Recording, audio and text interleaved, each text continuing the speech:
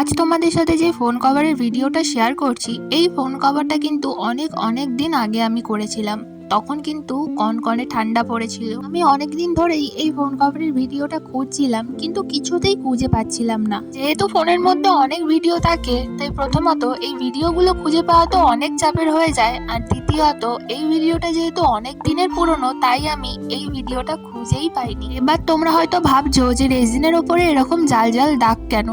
আসলে সেই সময় যেহেতু অনেক ঠান্ডা ছিল, আর সেই ঠান্ডায় রেজিন কিন্তু জমতে চাইছিল না, প্রচুর প্রবলেম হচ্ছিল, যার জন্য এরকম একটা দাগ পড়েছে। কিন্তু পুরোপুরি জিনিসটা ড্রাই হওয়ার পর কিন্তু ঠিকঠাক হয়ে গেছিল। আর তার সাথে আমি ভিডিও এডিট করতে গিয়ে দেখছি যে ভিডিওর ফার্স্ট ক্লিপটাই আমি কবে ডিলিট করে দিয়েছি। আসলে সেই সময় যেহেতু অনেকগুলো কভারের অর্ডার ছিল, তাই কোনো কভারের কাস্টমাইজ করতে করতে সেটা যখন ডিলিট করেছিলাম, সেটার সাথেও আমি এটার ফার্স্ট ক্লিপটা ডিলিট করে দিয়েছি। তো যাই হোক, আজকের কাস্টমাইজটা কেমন হয়েছে অবশ্যই জানিও, আর তোমরাও যদি অর্ডার করতে চাও আমার সাথে যোগাযোগ করতে